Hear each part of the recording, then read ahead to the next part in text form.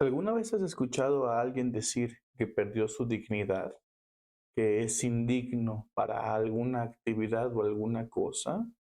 ¿Alguna vez has escuchado la palabra dignidad como adjetivo de alguna persona?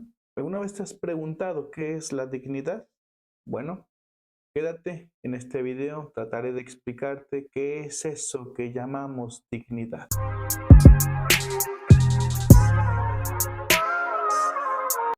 ¿Qué es eso de la dignidad?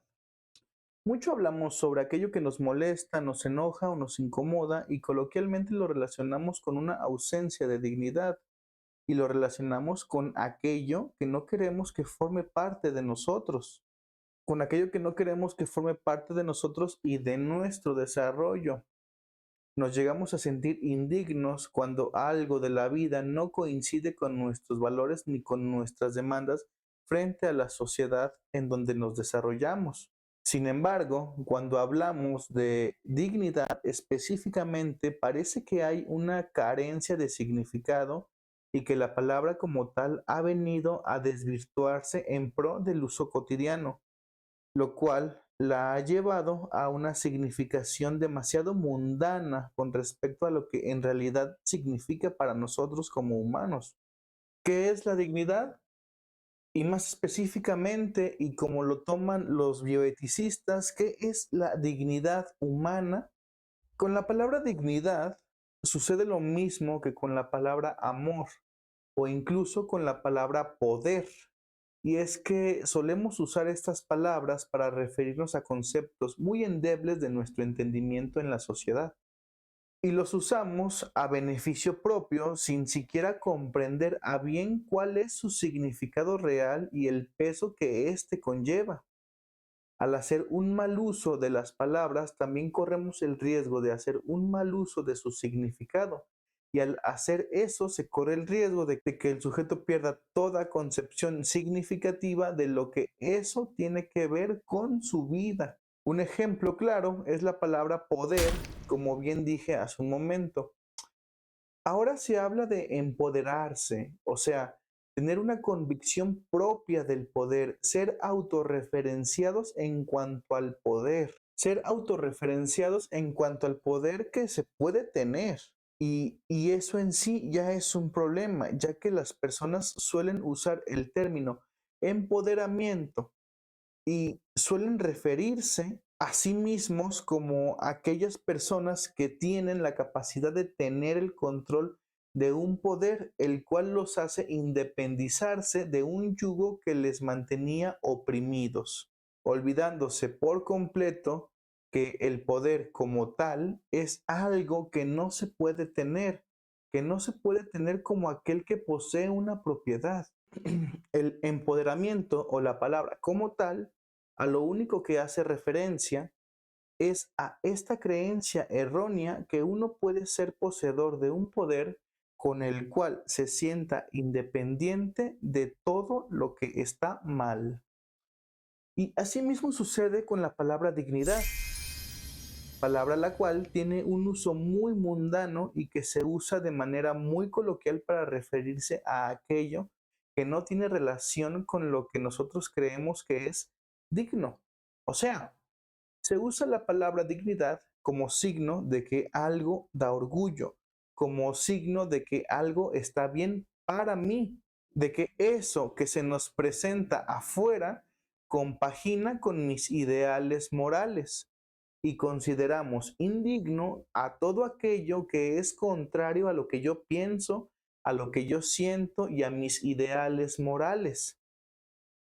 ¿Y cuál es el problema con todo esto? Se preguntarán. Bueno, y como pasa con la palabra empoderamiento, que se desvirtúa la complejidad del significado y se vuelve de uso coloquial para referirse a cualquier cosa en pro de una justificación que se alinee a mis ideales morales, todo aquello que no converja en torno a esos ideales morales y también estéticos se vuelve entonces un enemigo que oprime estos ideales.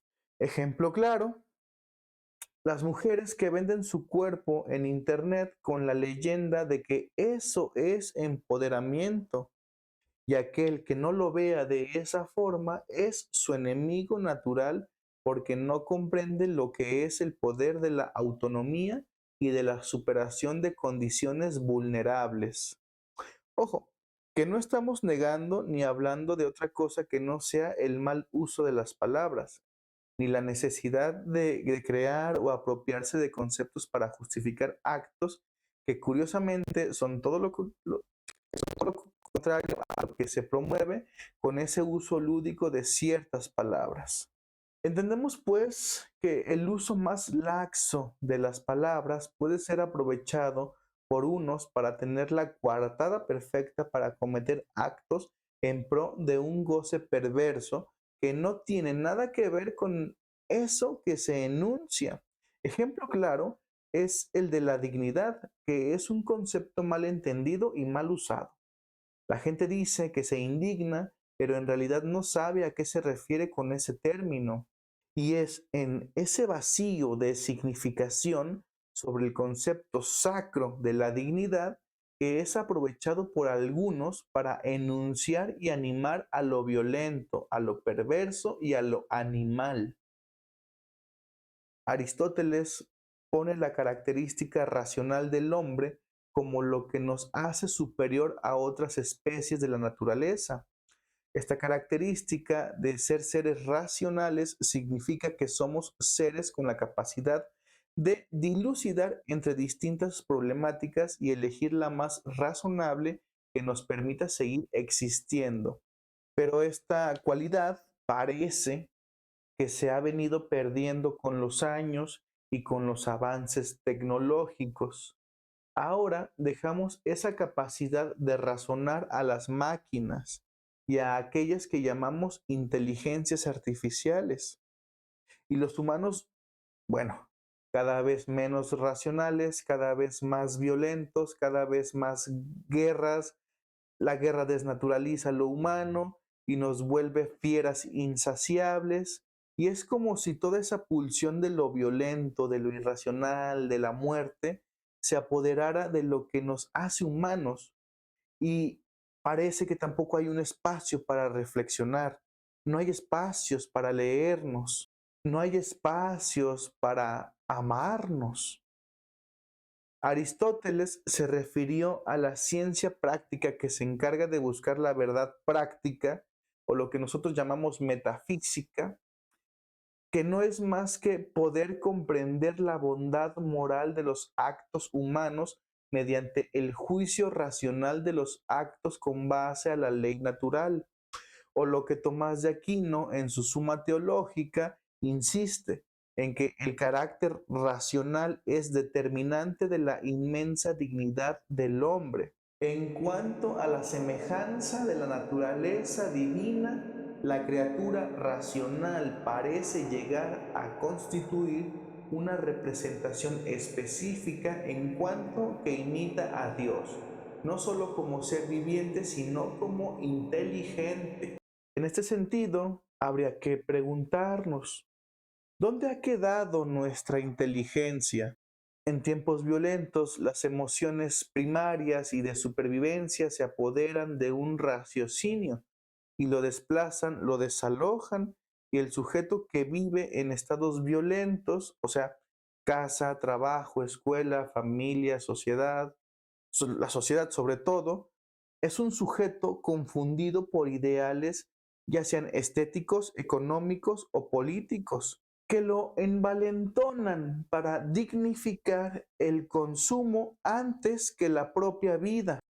La dignidad malentendida y encomendada transforma la sensibilidad del saber en una emoción arcaica y de supervivencia.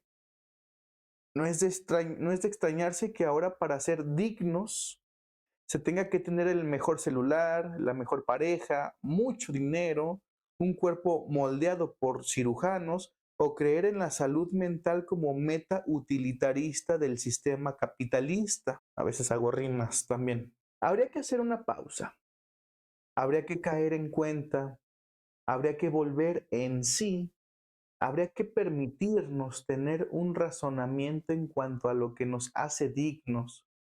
que es un merecimiento por lo constitutivo del ser y poder distinguirlo de lo dañino al ser, o sea, lo que no nos dignifica, lo que no se merece el ser.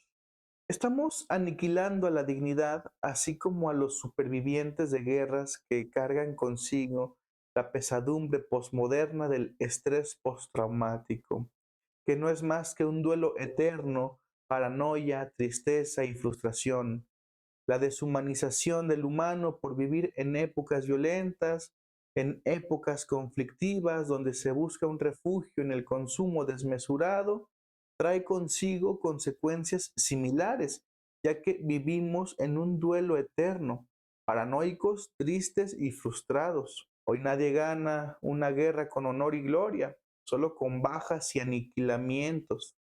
Se promueve la idea del más fuerte. Podemos decir que como a aquellos que han perecido en la guerra o a aquellos que salen vivos de ellas, somos seres muertos en vida, seres que no sentimos, seres que no razonamos, seres que no sentimos importancia por otros seres, seres que simplemente gozamos con el exceso que nos da la sociedad, seres anestesiados que buscan solamente el placer excesivo para poder llegar a sentir algo. Hay una máxima en cuanto al entendimiento de la dignidad humana: no dañar ni dañarnos, no vulnerar la vida de ninguna forma. Bueno, actualmente hay personas que se someten a cirugías estéticas por gusto propio y hay quienes se endeudan demasiado por comprar artículos que vulneran nuestra intimidad. Hay quienes se venden en espacios virtuales vulnerando su propia intimidad. La dignidad debe de estar junto a la vida. No es solo la vida, es vida con dignidad. Posiblemente el mundo moderno tenga que volver a mirar a esos teóricos que hablaban de cómo poder vivir mejor. Y una propuesta sería volver a leer esos imperativos categóricos y crear una cultura de la dignidad. Como decía Kant en su fundamentación de la metafísica de las costumbres, obra de tal modo que uses la humanidad tanto en tu persona como en la persona de cualquier otro, siempre a la vez como fin, nunca meramente como medio. Urge entonces un acuerdo que vele por la dignidad, que rechace todo aquel acto que nos aleje de vivir una vida digna. Urge que no se romantice la idea de que hacerse daño, sin importar el precio que se pague, es vivir dignamente. Saludos. Bueno, es una pequeña reflexión sobre la dignidad. Creo que estaré subiendo por allí un par de videos más sobre esto, para hacer frente a todas aquellas cuestiones que no traen consigo la consigna de vivir la vida con dignidad y que más bien se van desvirtuando en el camino para constituir otras cosas que no son o que no comparten nada con la dignidad, ¿sí? Si les gustó, ya saben, dejen su comentario, compartan y díganos qué más podemos hacer para llevar esta lucha a través del sentido crítico, de la escucha, del saber, del pensar. Y ya saben, pues en este canal subimos cosas de psicoanálisis, de filosofía y de ética. Nos vemos, cuídense mucho, hasta la próxima.